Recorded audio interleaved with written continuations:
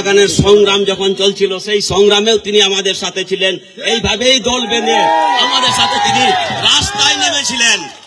আর কোন মন্ত্রী মিনিস্টার আসেন নাই, একমাত্র আমাদের সাথে এই ধর্মঘট পালন করছিলাম চা বাগান মজুরির জন্য। সেই ধর্মঘট আমাদের সাথে রাস্তায় ছিলেন আমাদের সুপ্রিয় ব্যক্তি ব্যারিস্টার আমাদের সুমন ভাই। আর আমরা কাউকে পাই নাই, সেই দিন আমাদের কাছে কেউ ছিল না। আজকে পুনরায় উনি আমাদের কাছে এসেছেন, আমরা খুব আনন্দিত। আমরা উনাকে ছাড়া আর কাউকে সুপ্রিয় মনে করি না। আমরা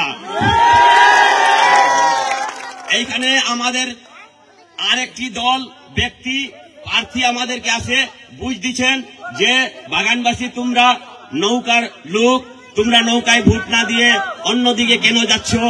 এটা শেখ হাসিনার দলের লোক, তোমরা সুপ্রিয় এবং স্নেহ আদরের লোক বাগানবাসী, এইভাবে আমাদেরকে বুঝ দিচ্ছেন।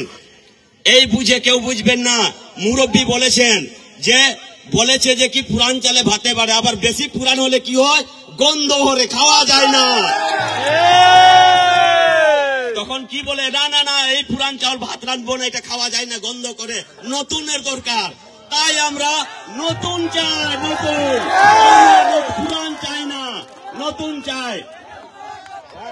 তাই আমরা এইবার আমাদের সুপ্রিয় ব্যক্তি আমাদের চুনারুগড় থানার মুরব্বীর বচনে বলে কি, নিজ পুত্র পাগল হইলেও সে আমার পুত্র।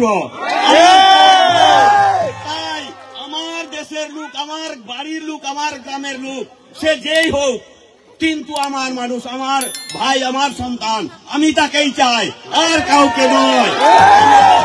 এই নির্বাচনে ঈগল মার্কায় ভোট দিয়ে আমরা আমাদের ভাই ব্যারিস্টার সুমন ভাইকে জয়যুক্ত করব। আমরা সব সময় আমাদের পাশে উনি থাকেন। করোনার সময় আমরা দেখেছি ওনাকে পেয়েছি, কোন মন্ত্রী মিনিস্টার আসে নাই, একটা মাস্কও দেয় নাই। তিনি চিরা দিয়েছেন, গুড় দিয়েছেন, মাস্ক দিয়েছেন, করোনার সময় আমাদেরকে সাহায্য করেছেন, আমরা ওনার কাছে পেয়েছি। তাই ওনাকে আমরা আর ছেড়ে দিতে চাই না, আমরা ওনার ছাড়া কাউকে ভোট দিব না। জয় গো।